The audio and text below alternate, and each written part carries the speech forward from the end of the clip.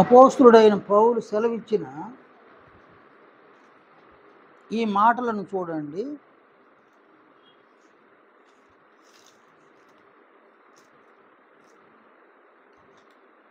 కొరింథీ మొదటి పత్రిక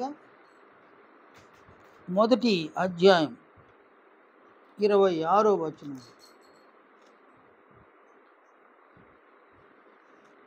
సహోదరులారా, మిమ్మును పిలిచిన పిలుపును చూడుడి.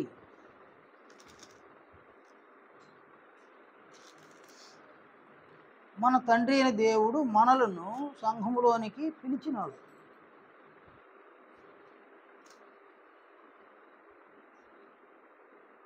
ఆయన పిలిచిన ఆ పిలుపును చూడవలెనని అపోస్తలుడు సెలవిచ్చి ఉన్నాడన్నమాట.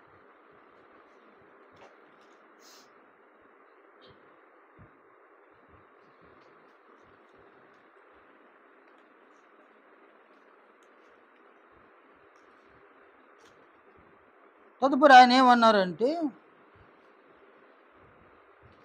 మీలో లోకరీతిని జ్ఞానులైనను ఘనులైనను గొప్ప వంశము వారైనను అనేకులు పిలువబడలేదు.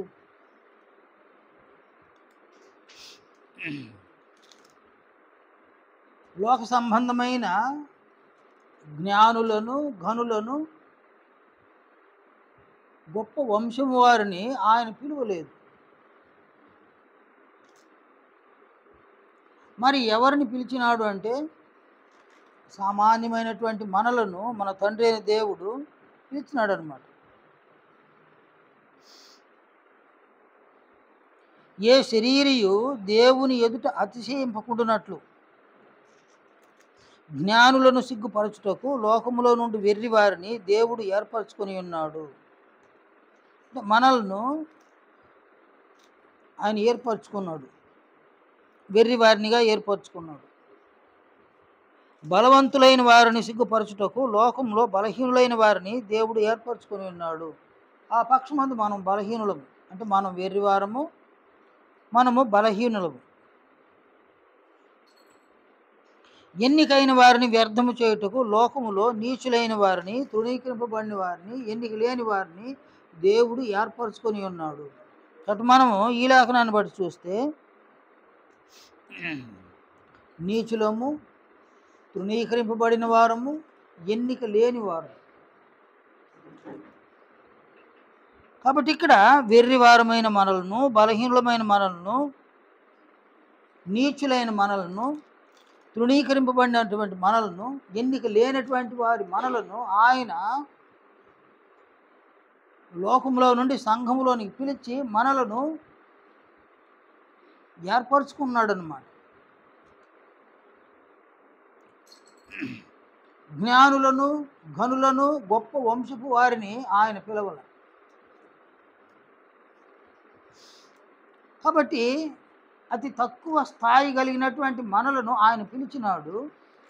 అందువలన ఆయన మిమ్మును పిలిచిన పిలుపును చూడుడి అని అపోస్తలుడు అక్కడ తెలియజేసినాడు అన్నమాట. మిమ్మును పిలిచిన పిలుపును చూడుడి అంటే ఒకసారి మనల్ని తండ్రి అయిన దేవుడు ఎందుకు పిలిచినాడో ఆ పిలుపును మనము చూడవలసి ఉందన్నమాట.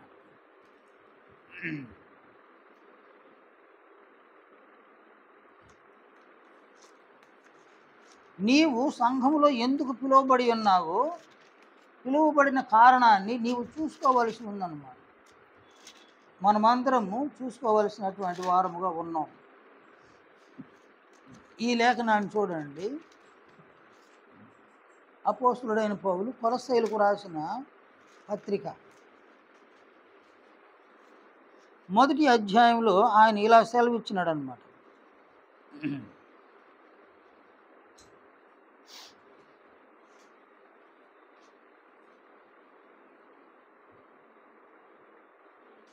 27వ వచనంలో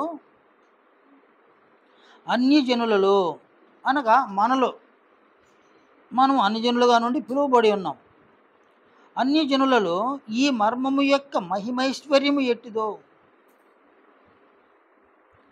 అది అనగా మీ యందున్న క్రీస్తు మహిమ నిరీక్షణ అయ్యున్నాడును సంగతిని దేవుడు తన పరిశుద్ధులకు తెలియపరచగోరి ఆ మర్మమును వారికి బయలుపరచెను.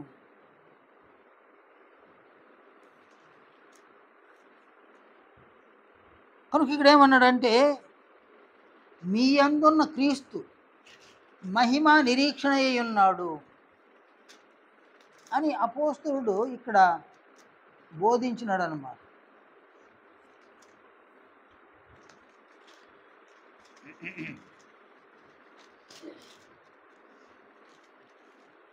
మహిమా నిరీక్షణ అంటే సంఘములో ఉన్న మనం అనగా పిలువబడినటువంటి మనం ఈ మహిమ నిరీక్షణను మనం కలిగి ఉండాలి. ఏ మహిమ నిరీక్షణను అనగా మన యందున్న క్రీస్తు మహిమ నిరీక్షణను మనం కలిగి ఉండాలి.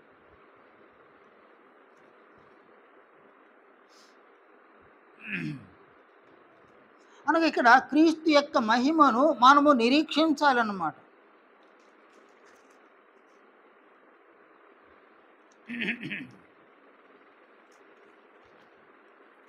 అపోస్తలుడైన పౌలు రోమీయులకు రాసిన పత్రికలో ఆయన ఇలా బోధించినాడు అన్నమాట. 8వ అధ్యాయంలో 24వ వచనంలో ఆయన ఇలా సెలవిచ్చినారు. మనము నిరీక్షణ కలిగిన వారమై రక్షింపబడితిమి.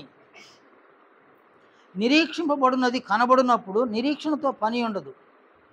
తాను చూచుచున్న దాని కొరకు ఎవడు నిరీక్షించును? మనము చూడని దాని కొరకు నిరీక్షించిన ఎడల ఓపికతో దాని కొరకు కనిపెట్టుదాము.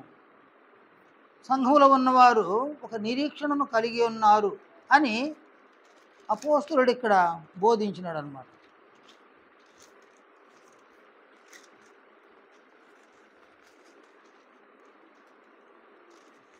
కనుక మనము సంఘములో నిరీక్షణను కలిగి ఉన్నాం.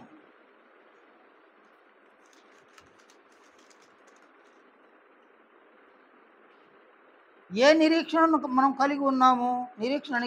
నిరీక్షణ అనగా తెలుసు కదా. నిరీక్షణ అంటే ఏంది నాయనా? నిరీక్షణ అనగా ఏంది?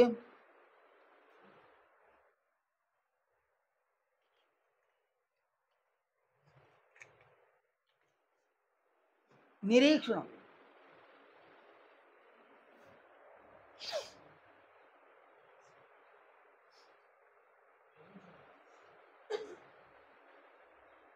ఒక నిరీక్షణ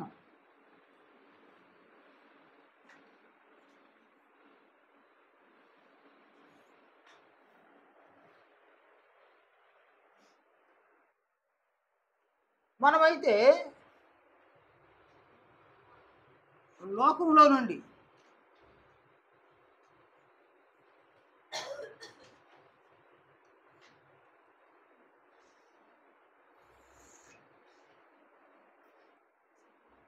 సంఘంలోనికి పిలువబడ్డాం.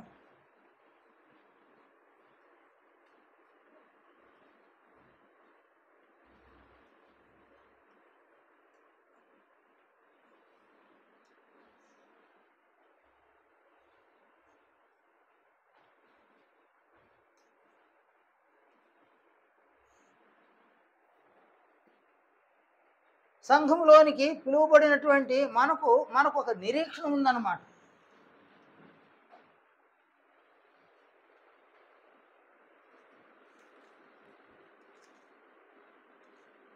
మీలో ఎవరికైనా ఈ నిరీక్షణ ఉందనైనా? మీలో ఎవరైనా ఈ నిరీక్షణను కలిగి ఉన్నారా?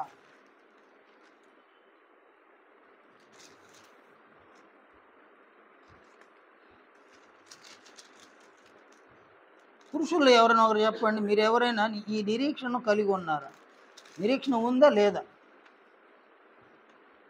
ఉంటే ఎలాంటి నిరీక్షణ కలిగి ఉన్నారో ఒకసారి చెప్పండి నాకు.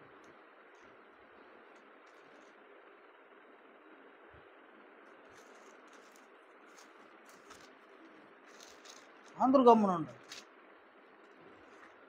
నిరీక్షణ లేదా?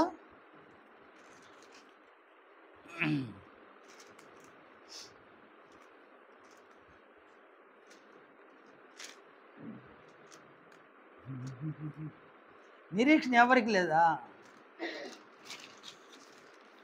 మర్చిపోయినారు అయినా క్రీస్తు యొక్క మహిమను సాధించాలి అన్నది మన నిరీక్షణ అన్నమాట.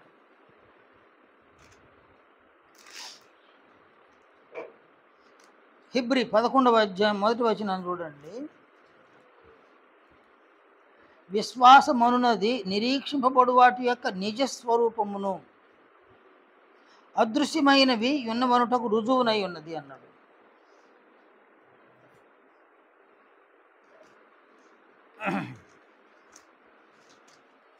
కనుక ఇక్కడ పిలువబడినటువంటి వారికి విశ్వాసం అయితే ఉందన్నమాట.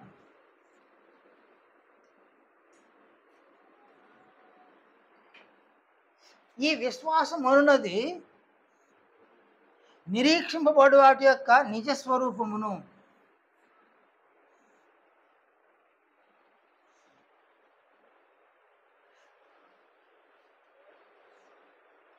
అదృశ్యమైనవి ఉన్నవి అనుటకు రుజువునై ఉన్నది అని అన్నాడు.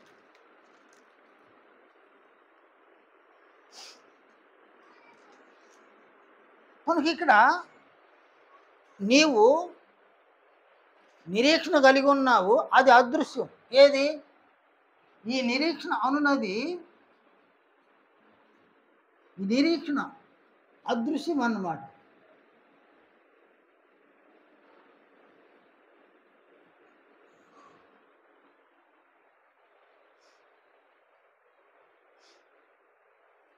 ఈ విశ్వాసం అన్నది నిరీక్షింపబడు వాటి యొక్క నిజ స్వరూపం అన్నమాట. విశ్వాసం అనేది నిజ స్వరూపం.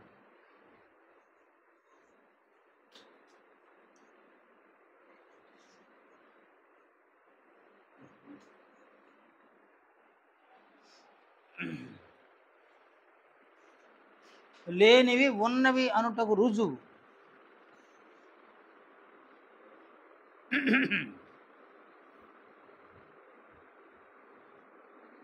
కనుక సంఘములో ఉన్న పురుషులైనా స్త్రీలైనా ఎలాంటి నిరీక్షణను మనం కలిగి ఉన్నాం? మనము ఎలాంటి నిరీక్షణను కలిగి ఉన్నాం? నిరీక్షణ ఉందా లేదా?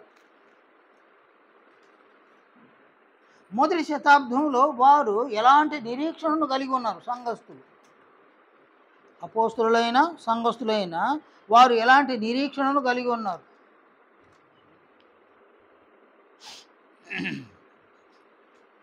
కొలస్సీ 1వ అధ్యాయం 27వ వచనం. అన్ని జనులలో ఈ మర్మము యొక్క మహిమైశ్వర్యం ఎట్టిదో అది అనగా మీ యందున్న క్రీస్తు మహిమ నిరీక్షణ అయి ఉన్నాడు. ఏమన్నాడు ఆయన? మీ యందున్న క్రీస్తు మహిమ నిరీక్షణ అయి ఉన్నాడు. మీ యందు, ఎవరి యందు? సంఘములో ఉన్నవారి యందు క్రీస్తు మహిమా నిరీక్షణ అయి ఉన్నాడు అన్నమాట.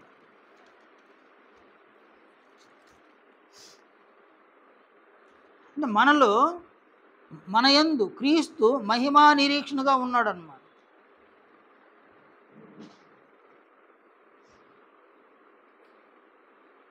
అంటే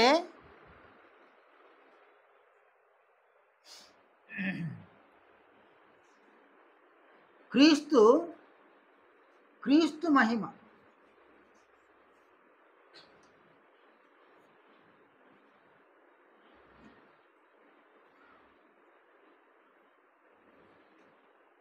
క్రీస్తు యొక్క మహిమను మనము నిరీక్షిస్తూ ఉన్నాం. అంటే నిరీక్షణ కలిగి ఉన్నాం. క్రీస్తు యొక్క మహిమను మనం నిరీక్షిస్తూ ఉన్నాం. దేని ద్వారా? విశ్వాసం ద్వారా.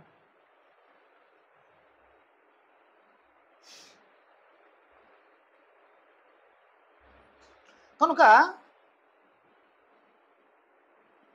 విశ్వాసము ద్వారా క్రీస్తు యొక్క మహిమను మనం నిరీక్షిస్తున్నాం అన్నమాట. అనగా దాని అర్థం ఏంటంటే, బాప్తిస్మం పొందినాము, సంఘంలోనికి దేవుడు మనలను పిలిచినాడు. సంఘములోనికి దేవుని ద్వారా పిలువబడినటువంటి నేను సంఘమును విడిచేసరికి నేను క్రీస్తు యొక్క మహిమను పొందుతాను అన్నది ఈ నిరీక్షణ అన్నమాట.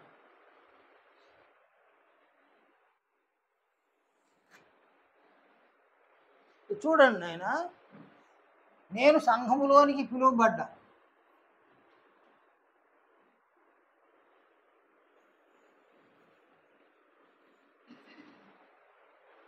నన్ను దేవుడు సంఘంలోనికి పిలిచినాడు.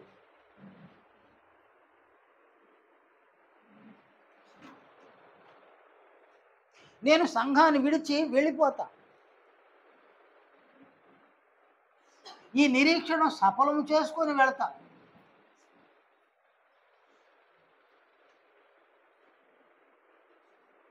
అంటే సంఘంలోనికి ప్రవేశించేసరికి క్రీస్తు యేసు యొక్క మహిమను నేను పొందాలి అని నేను నిరీక్షించి ఉన్నా.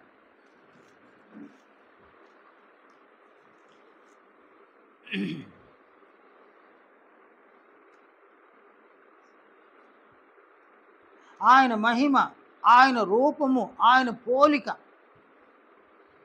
నేను ఆయన పోలికలోనికి మార్చబడాలి, నేను ఆయన రూపంలోనికి మార్చబడాలి, నేను ఆయన మహిమలోనికి నేను రూపాంతరం చెందాలి. లోకములో నుండి సంఘములోనికి ప్రవేశించినప్పుడు కేవలం నేను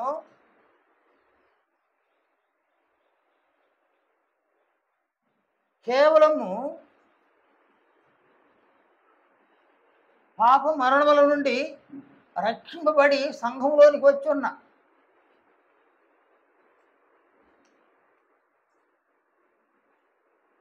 ఈ రక్షణ పొంది సంఘంలోనికి వచ్చున్నాను నేను. లోకములో ఉన్నప్పుడు నేను పాపిని,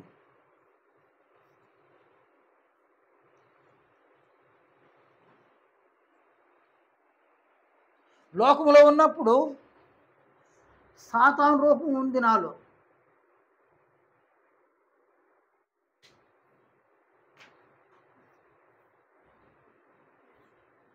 సాతాను యొక్క రూపం, సాతాను యొక్క పోలిక.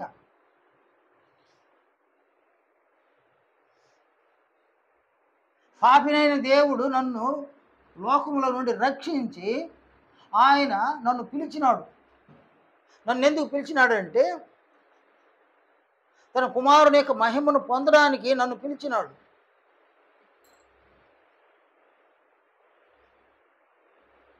కనుక సంఘములోనికి పిలువబడినటువంటి నా యొక్క నిరీక్షణ క్రీస్తు యొక్క మహిమను నేను నా ఆత్మకు సమకూర్చుకోవాలి. అది నా విశ్వాసం అన్నమాట.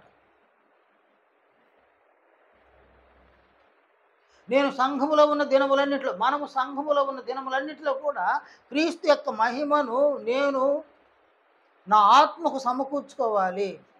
అది నిరీక్షణ.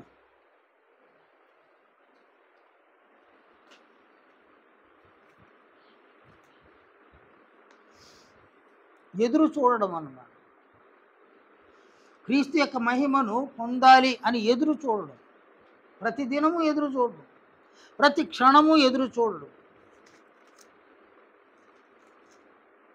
కేవలం ఎదురు చూడడం మాత్రమే కాదు, క్రీస్తు మహిమను పొందుటకు నేనేమి చేయాలి అన్నదన్నమాట ఇక్కడ ఇంపార్టెంట్. క్రీస్తు మహిమను పొందుటకు నీవేమి చేయాలి, క్రీస్తు మహిమను ఆత్మకు పొందుటకు మనమేమి చెయ్యాలి.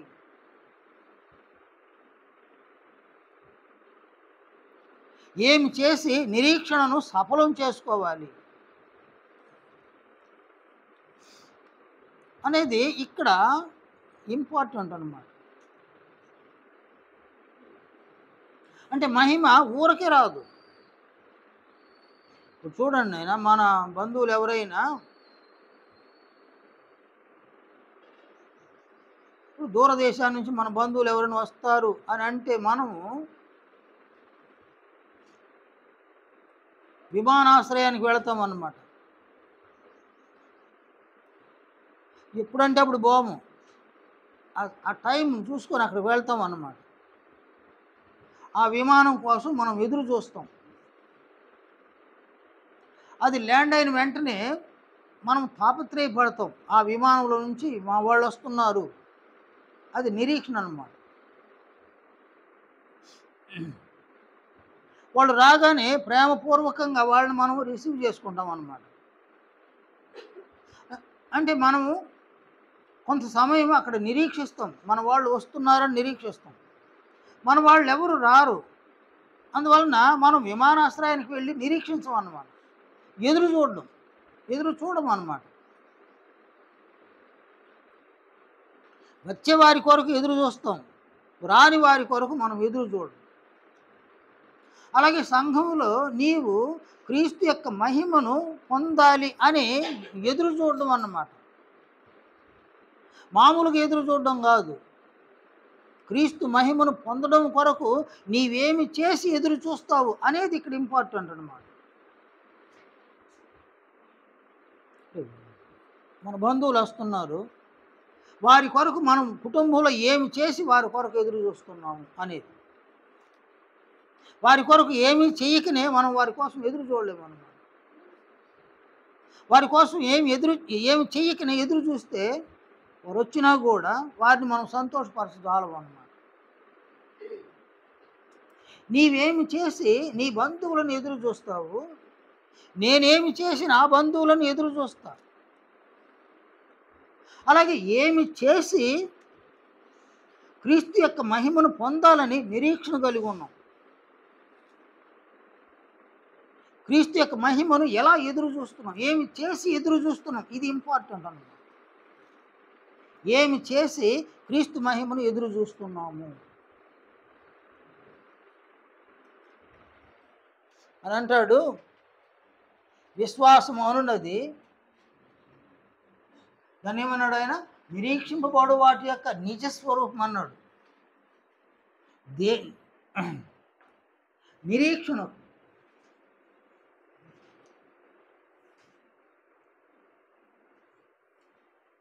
ఈ నిరీక్షణకు ఇది నిజస్వరూపం విశ్వాసం అనేది. నిజముగా నీ మనస్సులో నీ హృదయములో క్రీస్తు యేసునందు నిరీక్షణ కలిగి ఉన్నావా?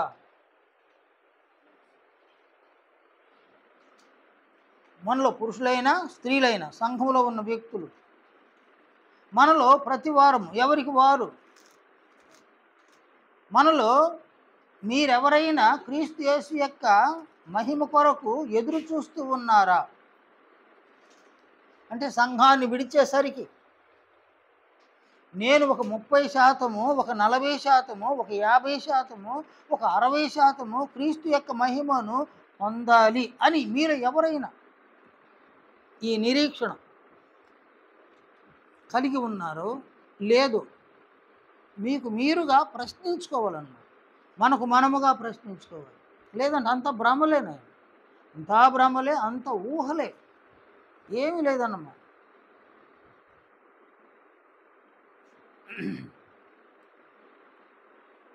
మరణం అనున్నది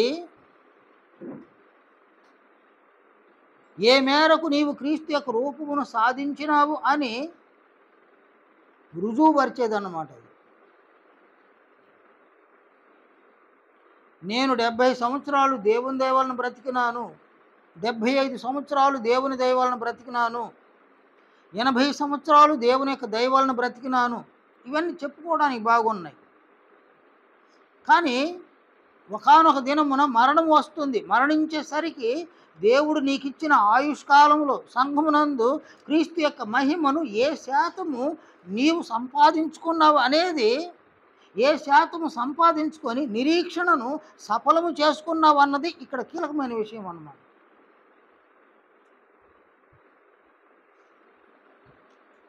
నీవు క్రీస్తు యొక్క మహిమను సాధించకనే శరీరమును విడిచిపెడితే అసలు నీకు నిరీక్షణే లేదు, అందువల్ల నిరీక్షణను సఫలం చేసుకోలేదు. కనుక దేవుడు నిన్ను పిలిచిన పిలుపు వ్యర్థము, నీ రక్షణ వ్యర్థము, నీ పిలుపు వ్యర్థము. సంఘములో ఆయన ఇచ్చిన జీవితం, ఆయన అనుగ్రహించిన ఆశీర్వాదం, అపోస్తుల బోధ, సహవాసము, రొట్టె విరుచుట, ప్రార్థన చేయుట, ఇవన్నీ కూడా వ్యర్థం అన్నమాట.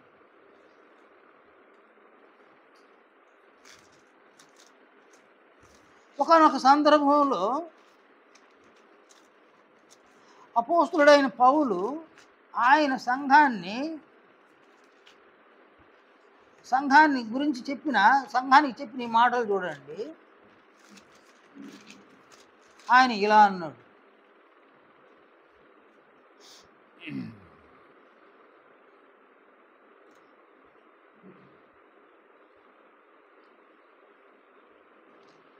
గలతీయులకు రాసిన పత్రిక 3వ అధ్యాయం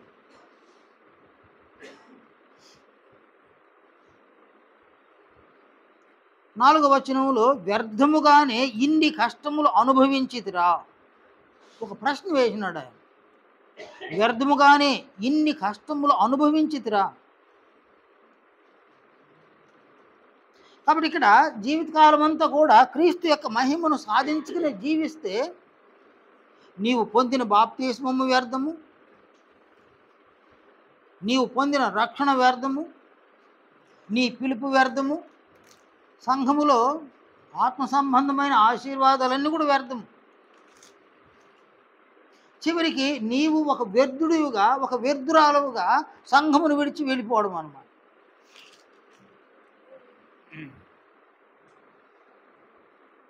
అందువలన నీవైనా నేనైనా మనమందరం కూడా దేవుడు అనుగ్రహించిన ఆయుష్కాలమునందు సంఘములో క్రీస్తు యొక్క మహిమను ఏ మేరకు మనం సాధించి మన నిరీక్షణను సఫలం చేసుకుందాము అనేది ఒక కీలకమైన విషయం.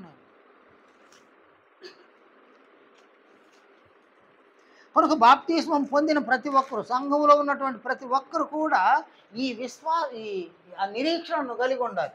విశ్వాసముతో కూడిన నిరీక్షణను కలిగి ఉండాలి. ఆ నిరీక్షణను సఫలం చేసుకోవడానికి ఆ నిరీక్షణ యొక్క నిజ స్వరూపాన్ని మనం చూడాలన్నమాట. నిరీక్షణ యొక్క నిజ స్వరూపాన్ని మనం చూడాలంటే దేనికోసం ఎదురు చూస్తున్నామో ఆ దానిని మనం చూడాలన్నమాట. మన జీవితంలో స్పష్టంగా చూడాలి. నేను ఫలానా దానికోసం ఎదురు చూస్తున్నాను అని స్పష్టంగా చూడాలన్నమాట. అది ఎలా చూస్తాము? కొన్నింటిని మనము కళ్ళతో చూస్తామన్నమాట. కానీ ఇక్కడ ఈ నిరీక్షణను మనం ఎలా చూస్తాం?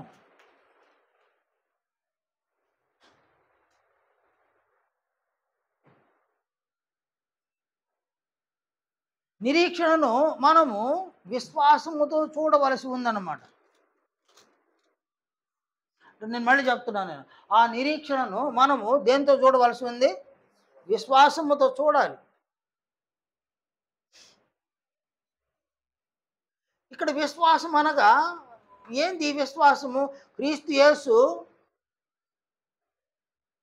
యేసునందలి విశ్వాసం, క్రీస్తు మహిమ యందలి విశ్వాసం అన్నమాట. విశ్వాసం అంటే ఏంది నాయన?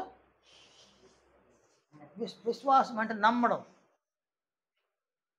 నమ్మకము. మనకు ఒక మనిషి నమ్ముతాడు కదా. ఏమని నమ్ముతాడు ఒక మనిషి? నమ్మకం అంటే ఏంది నాయన? నమ్మకం అంటే ఏంది? విశ్వాసం అంటే నమ్మకమే. నమ్మకం అంటే ఏంది?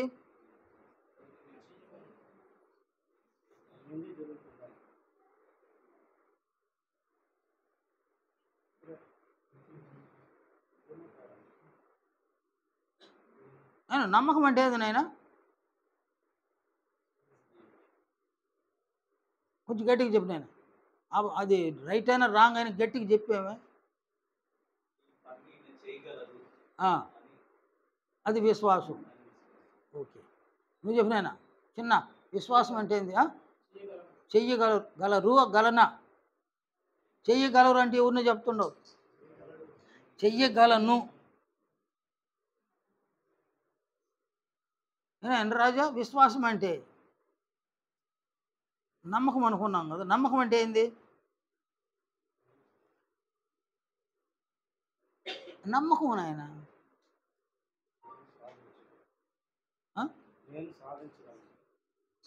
ఎలా ఎలా సాధించగలవు అనేది అన్నమాట కీలకం. అంటే విశ్వాసం అంటే నన్నేది చేయమన్నారో దానిని కనుక నేను చేస్తే ఫలానా నాకు ఇస్తారు. అది నేను విశ్వాసం. నిజంగా విశ్వాసం అంటే అదనమాట. ఒక కూలివాణిని ఒక యజమానుడు పనికి పిలిచినాడు. పనికి పిలిచినప్పుడు ఒక ఒప్పందం జరిగిందనమాట. ఒప్పందం ఏంది నాయన?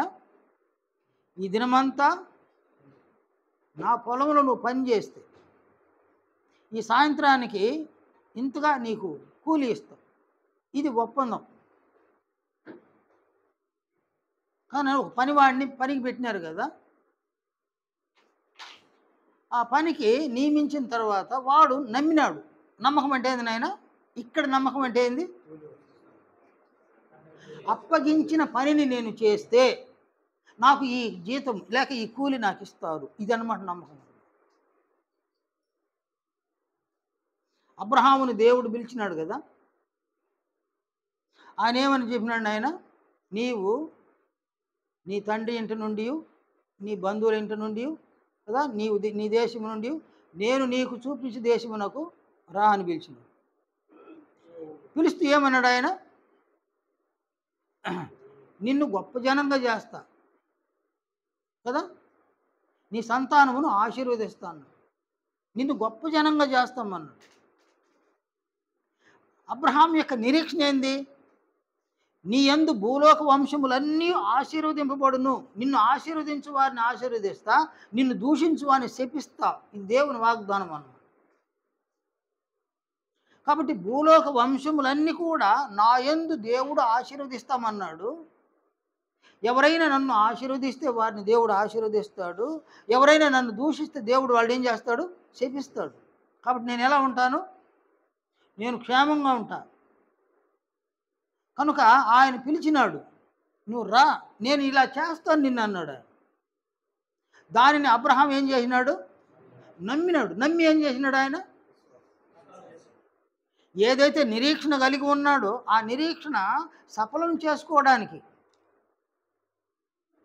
విశ్వాసం అనున్నది నిరీక్షింపబడు వాటి యొక్క నిజస్వరూపం అన్నాడు అనమాట. నిజస్వరూపం ఏందాడే అబ్రహాములో? ఏదైతే నిరీక్షించినాడో దాన్ని సఫలం చేసుకోవడానికి నిజస్వరూపంగా ఏం చూపించినాడు ఆయన? నిజస్వరూపం అన్నాడు. నిజస్వరూపం అంటే ఏది నాయన? కంటికి కనబడేది అనమాట. నిజస్వరూపం ఏంది? తన దేశాన్ని వదిలేసినాడు, తన బంధువులను విడిచిపెట్టినాడు, తన తండ్రి ఇంటిని విడిచిపెట్టినాడు, తన భార్యను తీసుకున్నాడు. ఆయన దేశము కాని దేశము, భాష కాని భాష, అసలు సంస్కృతి ఎలా ఉందో తెలియదు, అక్కడ ఆహారం అలవాట్లు ఎలా ఉందో తెలియదు, వాళ్ళ నాగరికత ఏందో తెలియదు. ఆయన తన భార్యను తీసుకొని వెళ్ళిపోయినాడు అనమాట. నిరీక్షణ ఏంది అబ్రహాములో? నీ యందు భూలోక వంశములన్నీ ఆశీర్వదిస్తా, నిన్ను దీవించువాని దీవించేస్తా, నిన్ను దూషించేవాని శపిస్తా. కనుక ఈ వాగ్దానం ఒకటి. ఈ వాగ్దానమును పొందడానికి ఆయన నిరీక్షణ కలిగినాడు. ఆ నిరీక్షణ సఫలం చేసుకోవడానికి నిజస్వరూపం ఏంది అక్కడ? కదా నైనా కదా. నిజస్వరూపం అంటే ఇంకా ఈయనకి సంతానమే పుట్ల కదా, సంతానం పుట్టలేదు. కాబట్టి ఈయన దేవుని ఆశీర్వాదాలు ఇంకా రానేలేదు ఆయనకి. నిరీక్షణ కలిగినాడు. నిరీక్షణను సఫలం చేసుకోవడానికి ఆయన ఏం చేసినాడు? తన తండ్రింటిని వదిలేసినాడు, తన దేశాన్ని వదిలేసినాడు, తన బంధువులను వదిలినాడు. దేవుడు తనను పిలిచిన దేశానికి వచ్చినాడు అనమాట. అలాగే ఇక్కడ నిరీక్షణ ఏంది? మన నిరీక్షణ ఏంది? నేను అర్థమైంది నాయనా. ఈ నిరీక్షణ యొక్క నిజస్వరూపం ఏంది? ఇది చాలా ఇంపార్టెంట్ నాయన. నిరీక్షణ యొక్క క్రీస్తు యొక్క మహిమను పొందాలి అనేటువంటి నిరీక్షణ అయితే ఉంది. ఆ నిరీక్షణకు నిజస్వరూపం ఏంది? క్రీస్తు యొక్క మహిమను పొందాలి అన్నదానికి ఆ నిరీక్షణ ఒక నిజస్వరూపం అన్నమాట. ఈ నిజస్వరూపం ఏందంటే ఇది క్రీస్తునందు విశ్వాసం ఉంచడం అన్నమాట.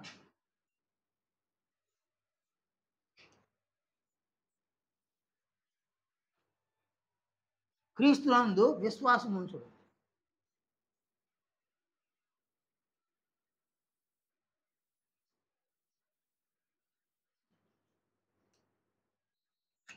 సంఘంలో ఉన్న ప్రతి ఒక్కరు ఎవరైనా క్రీస్తు యొక్క మహిమను సాధించాలి అని అనుకుంటే క్రీస్తునందు విశ్వాసం ఉంచాలి.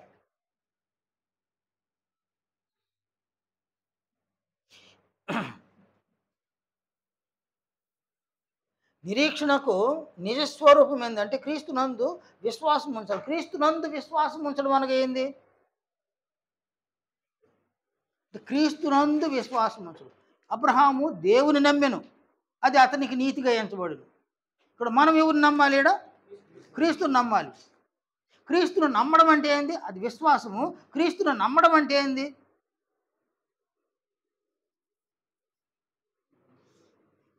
నేను క్రీస్తుని నమ్ముకో బిడ్డలు పుడతారు అంటున్నారు, క్రీస్తుని నమ్ముకో దయ్యాలు పోతాయి అంటున్నారు, క్రీస్తుని నమ్ముకో స్వస్థతలు అని అంటున్నారు. అంటే క్రీస్తుని నమ్ముకుంటే శరీర సంబంధమైన రుగ్మతులన్నీ పోతాయి, శరీర సంబంధమైన దీవెనలు ఆశీర్వాదాలు వచ్చేస్తాయి అంటున్నారు. కానీ ఇక్కడ ఈ సందర్భంలో క్రీస్తును నమ్మడం అంటే ఏంది? క్రీస్తునందు విశ్వాసం ఉంచడం అంటే ఏంది?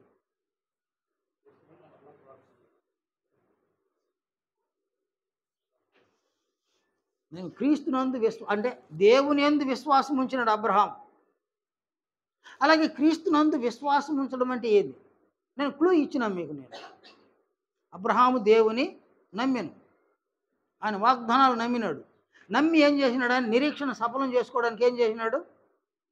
నిజస్వరూపాన్ని ఏం చూపించినాడు? ఆయన తన దేశాన్ని, తన ఊరిని, తన ఇంటిని, తన తండ్రి ఇంటిని, తన బంధువులను వదిలేసి దేవుడు తనను పిలిచిన దేశానికి వచ్చేయినాడు. అది నిజస్వరూపం అన్నమాట. అంటే దేవుని పట్ల ఉన్న విశ్వాసానికి నిజస్వరూపం అదన్నమాట. అలాగే క్రీస్తునందు విశ్వాసం అంటే క్రీస్తునందు విశ్వాసం అంటే ఏంది? చెప్పాలి నేను. ఇప్పుడు ఇది అర్థం కాకపోతే ఒక గంట సేపు ప్రసంగం వ్యర్థం అవుతుంది అన్నమాట. క్రీస్తునందు విశ్వాసం ఉంచడం. అబ్రహామునందు దేవునందు అబ్రహాము విశ్వాసం ఉంచినాడు. అలాగే మనం నేడు క్రీస్తునందు విశ్వాసం ఉంచడం. దేవునందు విశ్వాసం కాదు, మనం క్రీస్తునందు విశ్వాసం ఉంచాలన్నమాట. నేనా కాదు,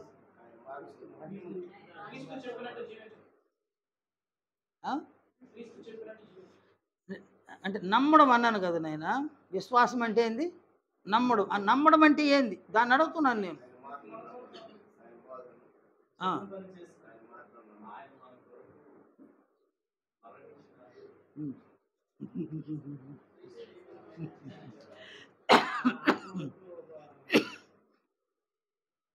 నన్ను ఇది అర్థం కావాలి మనకి. క్రీస్తునందు విశ్వాసం ఉంచడం అనగా ఏంది? నేను ఒకే ఒక విషయం, ఆయన ఎలాగున జీవించినాడో అలాగున నేను జీవించడం వలన ఆయన మహిమను నేను పొందగలను. ఇదన్నమాట నమ్మకం. క్రీస్తునందు విశ్వాసం ఉంచడం అనగా క్రీస్తు యేసు యొక్క జీవితమును విశ్వసించడం అన్నమాట, నమ్మడం. ప్రభువు ఎలా జీవించినాడో అలాగున నేను జీవిస్తాను, అప్పుడు ప్రభువు యొక్క మహిమను నేను పొందుతాను. ప్రభువు జీవించిన విధముగా నేను జీవించకపోతే ప్రభువు యొక్క మహిమను నేను పొందలేను. ప్రభువు జీవించిన విధముగా జీవిస్తే ప్రభువు యొక్క మహిమను నేను పొందగలను. కనుక ప్రభువు యొక్క జీవితంలో ఏమున్నాయి? క్రీస్తు యొక్క జీవితంలో ఏమున్నాయి?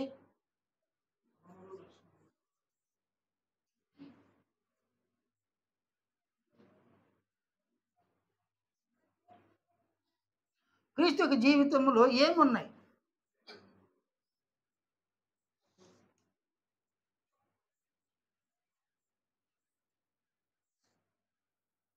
కానీ క్రీస్తు యొక్క జీవితాన్ని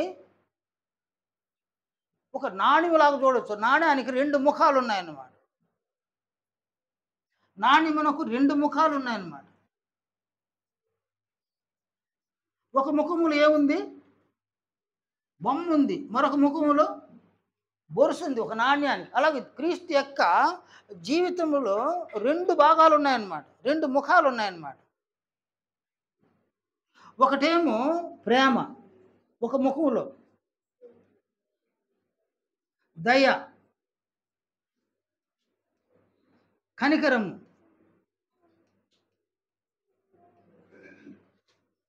క్షమ, కృప. ఇవి ఒక ముఖం క్రీస్తులో. క్రీస్తులో మరొక ముఖం ఉందన్నమాట, మరొక కోణం, ఆయన జీవితంలో మరొక కోణం ఉందన్నమాట. ఆ కోణంలో ఏమేమి ఉన్నాయంటే, ఆ కోణంలో శ్రమలు, హింసలు,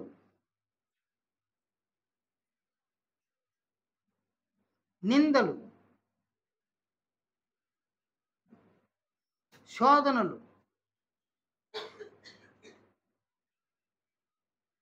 అలాగే శ్రమలు, హింసలు, నిందలు, శోధనలు, అవమానములు,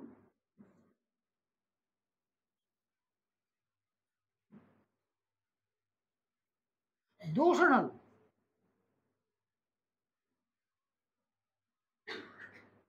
ఇది మరొక ముఖం అన్నమాట. క్రీస్తును మనము ఇలా చూడగలం అన్నమాట. రెండు ముఖములలో యేసుక్రీస్తు మనకు అగుపడతారు.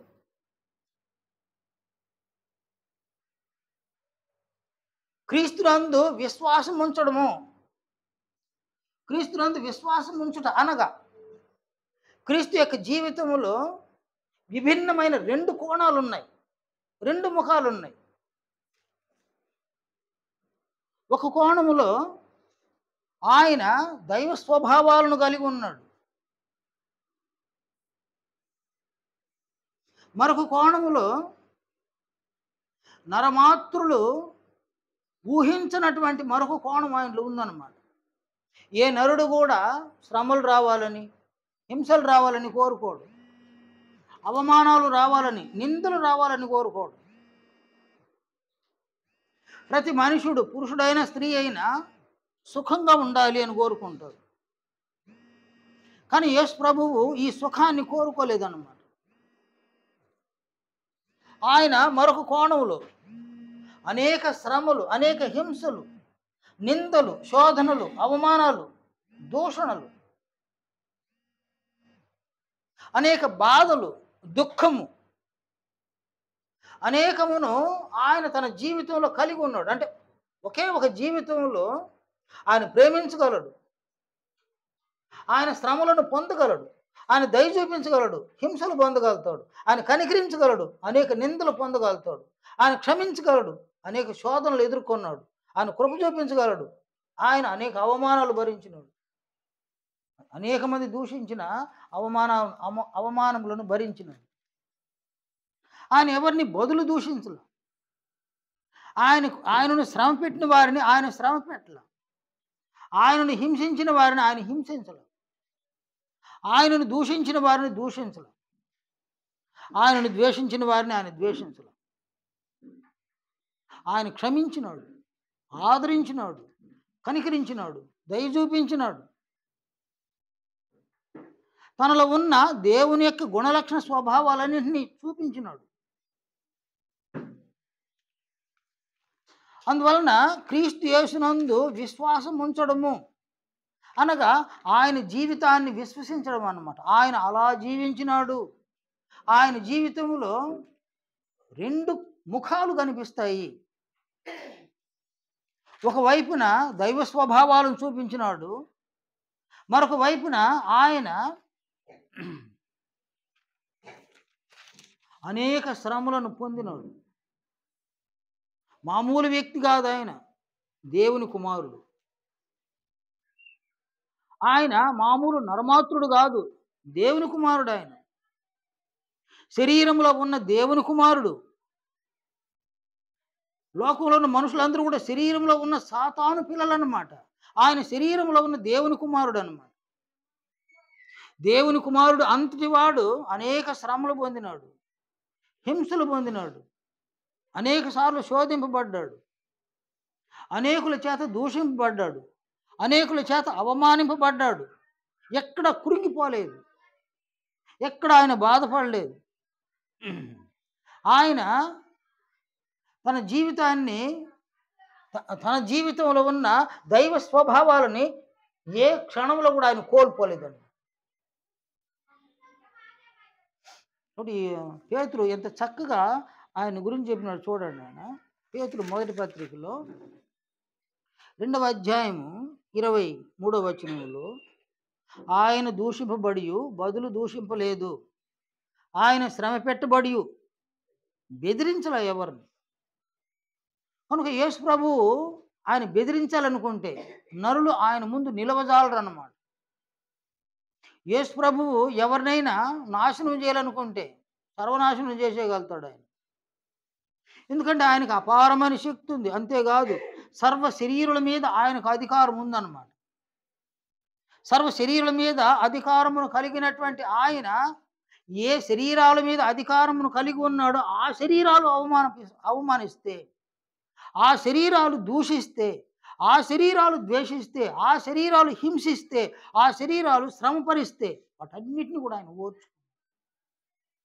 కనుక తన వ్యక్తిత్వంలో ఓర్పు, సహనం, తన వ్యక్తిత్వంలో ఒక భాగంగా మలుచుకున్నాడు. ఓర్పును, సహనమును, దీర్ఘశాంతాన్ని ఆయన మలుచుకున్నాడు. అందువలన హెబ్రీ పత్రిక అంటాడు, హెబ్రీ గ్రంథకర్త, ఆయన ఓర్పును చూడండి అని అన్నాడు అనమాట. ఓర్చుకొని ఆయనను చూడండి అని అంటాడు. కనుక మనము క్రీస్తు యేసునందు విశ్వాసం ఉంచడము అనగా, ఇదిగో క్రీస్తు ఇలా జీవించినాడు, నేను కూడా అలా జీవిస్తా. ఎందుకంటే ఆయన మహిమను పొందడానికి ఆయనకు వలె జీవిస్తా. కనుక ఎవరైతే సంఘములో క్రీస్తు జీవించిన మాదిరికరమైన జీవితాన్ని జీవిస్తారు, జీవించి క్రీస్తు కలిగిన ఈ 2 ముఖములను తమ జీవితంలో అగుపరిస్తే, అలాంటి వ్యక్తులు ఎవరైనా క్రీస్తు యొక్క మహిమను పొందుతారనమాట. ఈ మహిమను పొందుతారనమాట.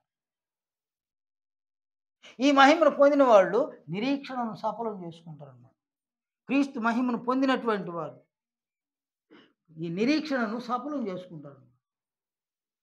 సంఘములో ఉన్న దినాల్లోనే, అంటే దేవుడిచ్చిన ఆయుష్కాలంలోనే క్రీస్తు యొక్క రూపాన్ని, క్రీస్తు యొక్క మహిమను, క్రీస్తు మహిమలో ఉన్న శ్రేష్టమైన దైవ గుణాలను ఆత్మకు సమకూర్చుకుంటూ క్రీస్తు జీవించిన జీవితాన్ని ప్రేమించి, చూడండి ఆయన క్రీస్తు జీవించిన జీవితాన్ని ప్రేమించడు, క్రీస్తు బోధించిన బోధన ప్రేమించడు. ఆయన బోధించినారు, ఆయన జీవించినారు. అలాగుననే నేను కూడా ఆయన బోధను వింటున్నా, ఆయన బోధను విశ్వసిస్తూ ఉన్నా. క్రీస్తు యేసు యొక్క జీవితాన్ని నేను నమ్ముతున్నా. ఆయన జీవించిన జీవితాన్ని నేను జీవించడం వలన క్రీస్తు యొక్క మహిమను నేను పొందగలను. ఇదన్నమాట క్రీస్తు యేసునందు విశ్వాసం ఉంటుంది. అబ్రహాము దేవుని నమ్మినాడు. మనం ఎవరిని నమ్మాలి? మనము క్రీస్తు యేసును నమ్మాలి. క్రీస్తు యేసును నమ్మడం అంటే ఆయన జీవితాన్ని నమ్మడం. క్రీస్తు జీవించిన జీవితాన్ని మనలో ఏ ఒక్కరూ జీవించకుండా క్రీస్తు యొక్క మహిమను మనం పొందలేము అన్నమాట. సంఘములో దేవుడు నిన్ను ఎంత కనికరించినా, నిన్ను ఎంత దీవించిన, ఎంతగా నిన్ను ఆశీర్వదించిన, ఆయన మనలను సంఘములో ఆశీర్వదించున్నాడు అన్నమాట. ఎఫెసీయులకు రాసిన పత్రికలో అపోస్తులుడైన పౌలు సెలవిచ్చిన ఈ మాటలు చూడండి. ఎఫెసీ 1వ అధ్యాయము 3వ వచనము. ఎఫెసీ 1వ అధ్యాయం 3వ వచనంలో ఆయన ఇలా అన్నాడు అన్నమాట. మన ప్రభువైన యేసుక్రీస్తు యొక్క తండ్రియగు దేవుడు స్తుతింపబడునుగాక. ఆయన క్రీస్తునందు పరలోక విషయములలో ఆత్మ సంబంధమైన ప్రతి ఆశీర్వాదమును మనకు అనుగ్రహించెను. సంఘములో ఆత్మ సంబంధమైన ఆశీర్వాదములన్నింటినీ కూడా దేవుడు మనకు అనుగ్రహించి ఉన్నాడు. ఆయన ఎన్ని ఆశీర్వాదాలు నీకు దయచేసిన, ఆయన నీకు ఎన్ని ఉపకారాలు చేసినా, ఎన్ని మేళ్లు చేసిన సంఘములో వాటన్నిటిని కూడా నీవు పొంది, నీవైనా నేనైనా వాటిని పొంది క్రీస్తు యొక్క మహిమను సాధించకపోతే అవన్నీ వ్యర్థం అన్నమాట. కనుక ఇక్కడ పొందిన బాప్తిస్మము వ్యర్థము, పొందిన రక్షణ వ్యర్థము, పిలువబడిన పిలుపు వ్యర్థము, సంఘ జీవితము వ్యర్థము, సంఘములో ఉన్న ఆశీర్వాదాలన్నీ వ్యర్థం. అన్నిటినీ వ్యర్థపరిచి క్రీస్తు యొక్క మహిమను సాధించుకునే వెళ్ళిపోవడం అన్నమాట. ఇచ్చిన ఆయుష్కాలం కూడా వ్యర్థం అన్నమాట. కనుక మనలో ప్రతి ఒక్కరు కూడా క్రీస్తు యేసునందు విశ్వాసం ఉంచాలి. ఈ లేఖనం చూడండి, నేను ఫిలిప్పీలకు రాసిన పత్రిక 1వ అధ్యాయము చివరి వచనంలో పౌలు ఇలా బోధించినాడు. ఫిలిప్పీ 1వ అధ్యాయము చివరి వచనం 30వ వచనం, క్రీస్తునందు విశ్వాసం ఉంచడం మాత్రమే గాక ఆయన పక్షమున శ్రమపడుటయు ఆయన పక్షమున మీకు అనుగ్రహింపబడిను. ఏం చెప్పినాడు పౌలు ఇక్కడ? క్రీస్తునందు విశ్వాసం ఉంచడం మాత్రమే గాక. ఇక్కడ మరొక కోణం ఒకటి ఉందన్నమాట. ఇక్కడ క్రీస్తునందు విశ్వాసం ఉంచడం అనేది మరొక కోణం. అందులోని ఇంకొక విషయాన్ని తెలియజేసినాడు. ఆయన పక్షమున శ్రమపడుటయు ఆయన పక్షమున మీకు అనుగ్రహింపబడిను. కనుక ఇక్కడ క్రీస్తు యొక్క జీవితాన్ని చూసినాము. క్రీస్తు యొక్క జీవితంలో 2 ముఖాలు ఉన్నాయన్నమాట.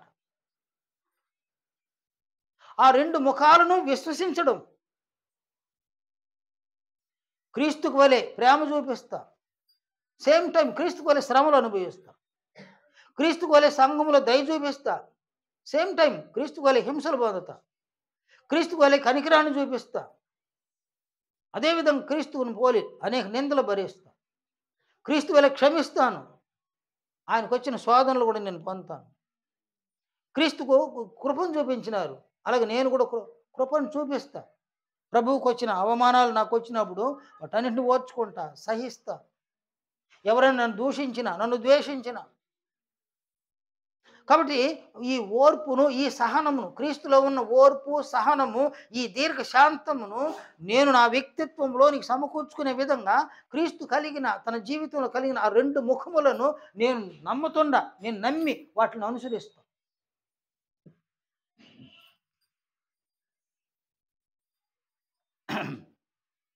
ఇది క్రీస్తు యేసునందు విశ్వాసం ఉంచడం. క్రీస్తుని విశ్వసించడం అనగా దయ్యాలు పోవడం కోసం కాదు, నేను రోగాలు పోవడం కోసము కాదు. అంటే అనేక శరీర సంబంధమైన రుగ్మతల కోసం కాదు క్రీస్తును విశ్వసించడం అనేది. నిజముగా క్రీస్తుని విశ్వసించడం అనగా ఆయన జీవితాన్ని విశ్వసించడం, అనగా ఆయన జీవితంలో ఉన్న 2 భాగములను విశ్వసించడం. వాటిని విశ్వసించి వాటిని నా జీవితంలో నేను పొందుతాను. ఆయనకి వలె నా జీవితంలో అవి రావాలి నాకు, నేను ఆయనకి వలె జీవిస్తాను. శ్రమలలో ఎలా మాట్లాడినాడు, ఎలా ప్రవర్తించినాడు, ఆయన ఎలా స్పందించినాడు, హింసలలో ఎలా స్పందించినాడు, శోధనలు వచ్చినప్పుడు ఎలా స్పందించినాడు, నిందలు వచ్చినప్పుడు ఎలా స్పందించినాడు. నేను ఒక మామూలు మనిషిలాగా స్పందించను. ప్రభువు ఎలా స్పందించినారో అలా స్పందిస్తాను. నేను శోధనలో ఎలా మాట్లాడినారు అలాగే నేను మాట్లాడతా. అవమానాలు వచ్చినప్పుడు ఎలా మాట్లాడినారు అలాగే మాట్లాడతా, వేరు విధంగా మాట్లాడదు. నన్ను అవమానపరిచిన వారైనా, నన్ను నిందించిన వారైనా, నన్ను దూషించిన వారైనా, నన్ను శ్రమ పెట్టిన వారైనా, ఎవరైనా సరే వారికి నేను సహాయమును చేయగలిగే పరిస్థితులు తప్పనిసరిగా ప్రభువు కోరి నేను సహాయపడతాను. కనుక ప్రభువు యొక్క జీవితాన్ని నమ్మడం అన్నమాట. నేను ప్రభువు యొక్క జీవితాన్ని నమ్ముతున్నాను, దీనివలన శ్రమలు వస్తాయి, శ్రమలు రావాలి. అదే పౌలు ఫిలిప్పీ 1వ అధ్యాయం 30వ వచనంలో చెప్పింది. క్రీస్తునందు విశ్వాసం ఉంచడం మాత్రమే కాక ఆయన పక్షమున శ్రమ పడుటయు ఆయన పక్షమున మీకు అనుగ్రహింపబడిను. క్రీస్తునందు శ్రమ పడేటువంటి ఒక ఆశీర్వాదమును దేవుడు మనకు అనుగ్రహించి ఉన్నాడు అన్నమాట. ఈ శ్రమలు మనకు రావాలి, ఈ హింసలు రావాలి, ఈ శోధనలు రావాలి, నిందలు రావాలి, బాధలు రావాలి, అవమానాలు రావాలి, ఇవన్నీ రావాలి. అవన్నీ వస్తే వాటిలో నువ్వు నిలవాలి, నిలిచే దేంట్లో నిలవాలన్నమాట.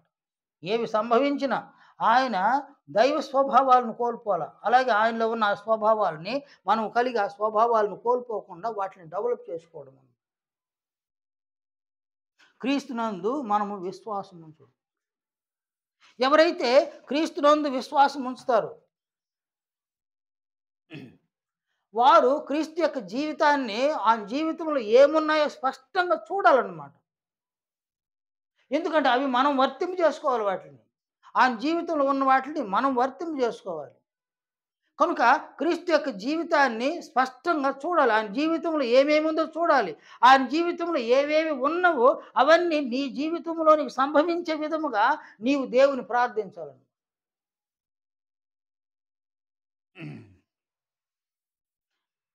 నేను ప్రభువు ప్రార్థన చేసినాడు. అలాగే మనమును ప్రార్థన చేయాలి. మనం ఎలా ప్రార్థన చేయాలి? ఈ సందర్భంలో మనం ఎలా ప్రార్థన చేయాలి?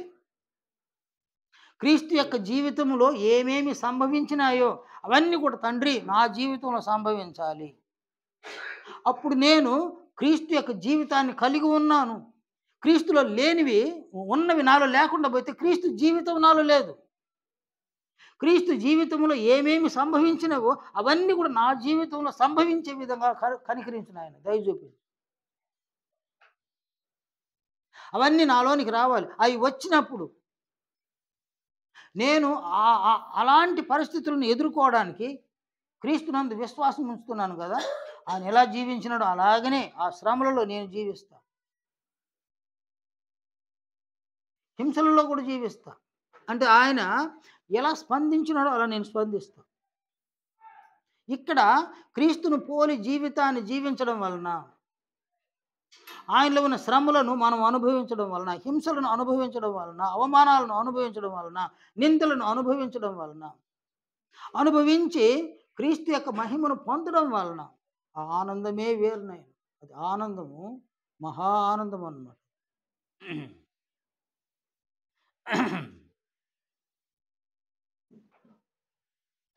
కనుక ఈ ఆనందాన్ని మనం కలిగి ఉండడం కోసం క్రీస్తునందు మనం విశ్వాసాన్ని కలిగి ఉండాలన్నమాట. ఈ లేఖనం చూడండి, ఫిలిప్పి 4వ అధ్యాయము 4-5 వచనాలు చూడండి. ఈయన అన్నాడు, ఎల్లప్పుడూ ప్రభువునందు ఆనందించుడి, మరల చెప్పుదును ఆనందించుడి, మీ సహనము సకల జనులకు తెలియబడనివ్వుడి. ఏమన్నాడు ఆయన? మీ సహనం ఎప్పుడు వస్తుంది కదా? శ్రమలలో సంఘంలో ఉన్న ఫిలిప్పి సంఘం ఏం సంపాదించుకున్నారు? సహనమును సంపాదించుకున్నారు. ఈ సహనం అనే గుణం ఎవరిలో ఉంది? ప్రభువులో ఉందన్నమాట. కనుక ప్రభువులో ఉన్న ఆ గుణమును వారు సంపాదించుకున్నారు. అంటే ఎలా వారు సంపాదించుకోగలిగినారు? క్రీస్తు యొక్క జీవితాన్ని విశ్వసించి ఆ జీవితాన్ని వారు అనుసరించి జీవించినారు అన్నమాట. అందువలన క్రీస్తు జీవించిన జీవితాన్ని వారు జీవించినారు కాబట్టి క్రీస్తు యొక్క మహిమలోనికి వారు రూపాంతరం చెందుతున్నారు కాబట్టి వారు ప్రభువునందు ఏం చేస్తున్నారంటే ఆనందిస్తూ ఉన్నారు అన్నమాట. ప్రభువునందు ఆనందం. వారి సహనము సకల జనులకు తెలియబడే విధంగా వారు ఆ జీవితాన్ని జీవించారు. కనుక నేడు మనం కూడా సంఘములోనికి పిలువబడిన ఆ నిరీక్షణను సఫలం చేసుకోవడానికి క్రీస్తు యొక్క మహిమను పొందాలి. క్రీస్తు మహిమను పొందాలి అంటే నిరీక్షణ నిజస్వరూపంగా మనం చూడాలి. నిజస్వరూపం ఏందినైనా క్రీస్తు జీవితంలో ఏమేమి ఉన్నాయో వాటిని చూసి ఆ ప్రభు యొక్క జీవితం లాగా మన జీవితాన్ని మలుచుకొని నిజస్వరూపాన్ని చూపించి. నిజస్వరూపం అంటే ఏందినైనా ఆయన ప్రేమించినాడు, నేను ప్రేమిస్తున్నా. ఆయన దయ చూపించినాడు, నేను దయ చూపిస్తున్నా. ఆయన శ్రమలు పడ్డాడు, నేను శ్రమలు పడుతున్నా. ఆయన హింసలు పొందినాడు, నేను హింసలు పొందుతున్నా. ఆయనలో ఓర్పు వచ్చింది, సహనం వచ్చింది. నాలో కూడా ఏమొస్తున్నాయి? ఓర్పు సహనం నాలో వచ్చింది కాబట్టి ఎవరి మహిమలో నేనున్నాను? క్రీస్తు మహిమలో నేను. ఇవి రావడానికి ఓర్పు, సహనము, దీర్ఘశాంతము ఇవి నాలోనికి రావడానికి, నీలోనికి రావడానికి మూల కారణం ఏది? క్రీస్తు ఎలాంటి జీవితాన్ని జీవించినాడో అదే జీవితాన్ని నేను కూడా జీవించినాను. క్రీస్తు జీవితంలో సంభవించినవి నా జీవితంలో సంభవించినాయి. క్రీస్తు జీవితంలో ఏవేవి సంభవించినాయో అప్పుడు ఆయన ఎలా స్పందించినాడో అలాగునే నా జీవితంలో సంభవించినప్పుడు నేను కూడా ప్రభువు వలె స్పందించినాను. నేను జీవించినాను, మాట్లాడినాను, క్రియలు చేసినాను. అందువలన ప్రభువులో ఉన్న శ్రేష్టమైన ఆ గుణలక్షణ స్వభావాలు నా వ్యక్తిత్వంలోనికి సమకూర్చబడ్డాయి. అందువల్ల నేను ప్రభు యొక్క రూపంలోనికి, ప్రభు యొక్క మహిమలోనికి నేను రూపాంతరం చెందినాను. అందువలన దేవుడు నాకు ఇచ్చిన ఆయుష్కాలంలో, ఆయన ఎంత ఆయుష్కాలం ఇచ్చినాడు, ఆయుష్కాలం నిరీక్షణ ఏం చేసినా నేను, నిరీక్షణ సఫలమైందనమాట. నిరీక్షణను సఫలం చేసుకున్నాం అనమాట. నిరీక్షణ సఫలం చేసుకున్నాం. ఆ తర్వాత ఆయన పిలిచినాడా, మనం వెళ్ళిపోతామన్నమాట. వెళ్ళిపోయేటప్పుడు మనము తీసుకొని వెళ్ళగలిగేది ఏంది నాయనా, క్రీస్తు మహిమను.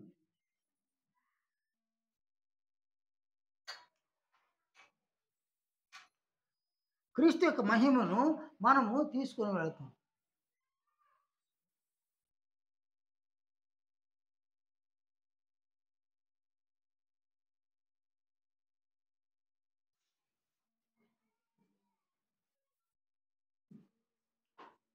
క్రీస్తు మహిమను సంఘం నుంచి బయటికి వెళ్ళేసరికి క్రీస్తు యొక్క మహిమను మనం తీసుకుని వెళ్తాం. మరి దేన్ని తీసుకొని పోవాలి? ఒక భర్త ఉన్నాడా, తన భార్యను, తన పిల్లలను, తాను సంపాదించుకున్న ఆస్తిపాస్తులను ఏమి తీసుకొని పోలేదు. ఒక భార్య ఉందా, తన భర్తను, తన పిల్లలను, తన ఇంటిని ఏమి తీసుకొని పోలేదండి. ఒక్క క్రీస్తు మహిమను మనం తీసుకొని వెళ్తాం. అలాగే సంఘంలో ఉండి కూడా క్రీస్తు యొక్క జీవితాన్ని మనం చూడకుండా, ఆ జీవితాన్ని మనం జీవించకుండా పోతే ఇక్కడ సంఘంలో ఉన్నప్పుడే నిరీక్షణ లేదు, నిరీక్షణ సఫలం చేసుకోవడం కూడా లేదు. నిరీక్షణ లేనటువంటి ఒక జీవితాన్ని మనం జీవించడం వలన సాతాను రూపాన్ని సంపాదించుకుంటాం. అదే సాతాను రూపాన్ని శరీరాన్ని విడిచిన తర్వాత తీసుకొని వెళ్ళిపోతాం, సంఘంలో ఉన్న వాళ్ళకి నిరీక్షణ లేకపోతే. అందువల్ల మనలో ప్రతి ఒక్కరూ కూడా క్రీస్తు యేసునందరి ఈ నిరీక్షణను మనం కలిగి ఉండాలి.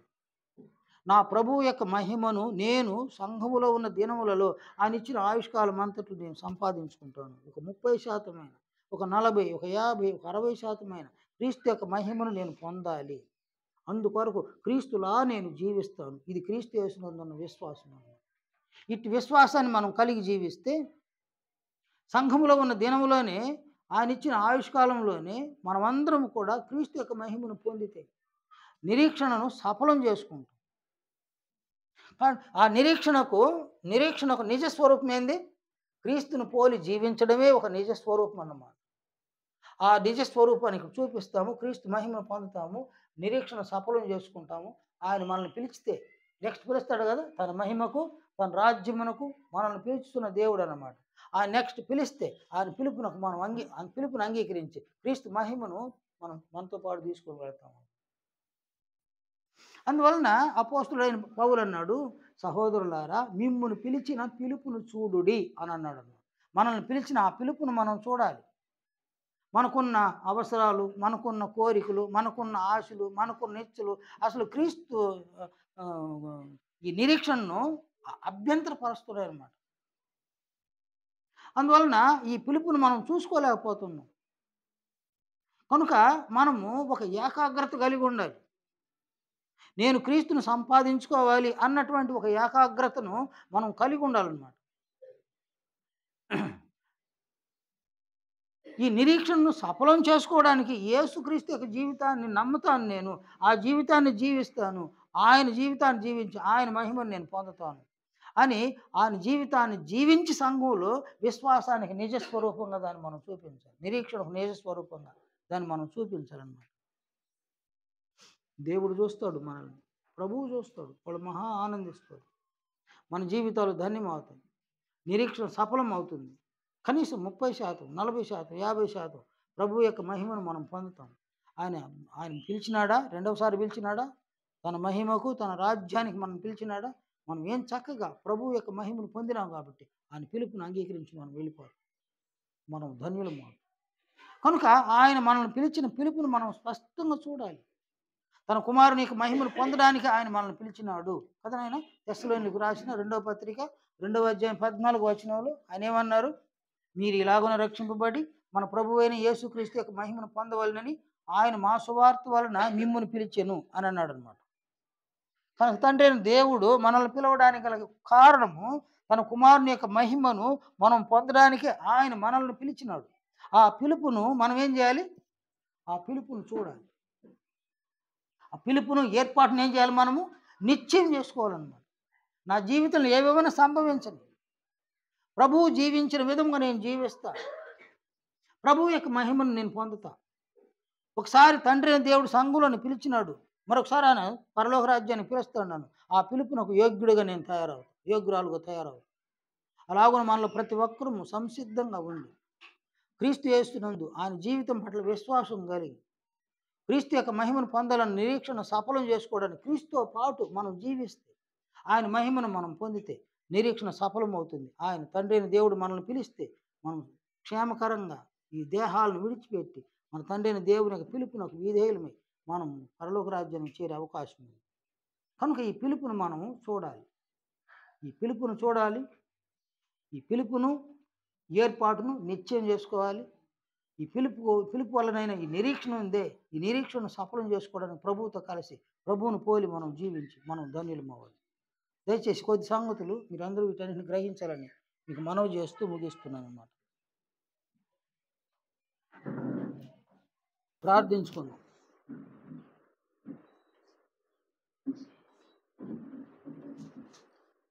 మహిమ కలిగిన మహోన్నతుడైన మా తండ్రి, మీరు మమ్మల్ని పిలిచిన పిలుపుని బట్టి, మా కొరకు చేసిన ఏర్పాటును బట్టి తండ్రి మీకు స్తుతులు స్తోత్రములు చెల్లిస్తున్నాము. మా నాయన, మీ కుమారుని యందు సంఘములో మీ కుమారుని యొక్క మహిమను పొందుటకు మీరు మాకు ఇచ్చినటువంటి ఈ గొప్ప భాగ్యమును బట్టి, ఈ అవకాశమును బట్టి సంఘముగా మేమందరమును మీకు కృతజ్ఞతాస్తుతులు చెల్లిస్తూ ఉన్నాము. తండ్రి, సంఘములో ఉన్న దినములలో మీ పిలుపును ఏర్పాటును మేము నిర్లక్ష్యం చేయకుండా, మీ పిలుపును ఏర్పాటును మేము నిశ్చయం చేసుకున్నట్లుగా మా ప్రభు అయిన క్రీస్తు యేసునందు విశ్వాసమును కలిగి మా జీవితకాలం అంతట్లో మా ప్రభువు జీవించిన జీవితాన్నే మేము మాదిరికరంగా తీసుకొని మేమును ప్రభువుతో కలిసి జీవించి ప్రభువు యొక్క మహిమను పొందులాగున మరింత మమ్మల్ని కనికరించమని ప్రార్థిస్తూ ఉన్నాం. తండ్రి, ప్రభువు యొక్క మహిమను పొందుటకు ప్రభువుతో కలిసి మేము విశ్వాసముతో ఎలా జీవించి మా నిరీక్షణను సఫలం చేసుకోవలసి ఉందో ఈ సంగతులను మరొకసారి కూడా మాకు నేర్పించమని మీ సముఖంలో వేడుకుంటూ ఉన్నాం. మా తండ్రి, మాలో ప్రతి ఒక్కరూ ప్రభు అయిన క్రీస్తు యేసునందు నిరీక్షణ గలవారముగా ఉండి తండ్రి, మేము విశ్వాసముతో కూడినటువంటి ఈ జీవితాన్ని మేమందరము సంఘములో కలిసి జీవించడం ద్వారా మాలో ప్రతి ఒక్కరు కూడా ఏ ఒక్కరు వ్యర్థులు కాకుండా మేము ప్రభు అయిన క్రీస్తు రూపంలోనికి రూపాంతరం చెందే ఈ కార్యక్రమంలో ఎవరికి వారు జాగ్రత్తను, భయమును, వణుకును కలిగి జీవించడానికి కృప చూపించమని వేడుకుంటూ ఉన్నాం. సంఘాన్ని కనికరించండి తండ్రి, సంఘ కార్యక్రమాలను దీవించండి ఆయన, సంఘ కుటుంబాలను దీవించండి. అన్ని విషయములలో మీరు మా ముందుంచినటువంటి క్రీస్తు యొక్క మహిమను పొందుటకు ఏ ఒక్కరము కూడా వెనుకాడక ప్రతి ఒక్కరము మేము సంఘములో ఉన్న దినములలో మీరు ఇచ్చిన ఆయుష్కాలములో సంపూర్ణంగా క్రీస్తు యేసునందు విశ్వాసం ఉంచి జీవించి మా నిరీక్షణను సఫలం చేసుకునే విధంగా కృప చూపించమని ప్రార్థిస్తున్నాం. అన్ని విషయాలలో మీ జోక్యాన్ని మాకు దయచేదురని, మీ కాపుదలను మాతో ఉంచుదురని, తిరిగి మీ సముఖంలోనికి మేము చేరి వచ్చేంత వరకు కూడా కనికరాన్ని కృపను అనుగ్రహించుదురని ప్రభు అయిన క్రీస్తు యేసు పరిశుద్ధ నామమున ప్రార్థిస్తున్నాం తండ్రి, ఆమేన్. అని అందరికీ వందనాలు.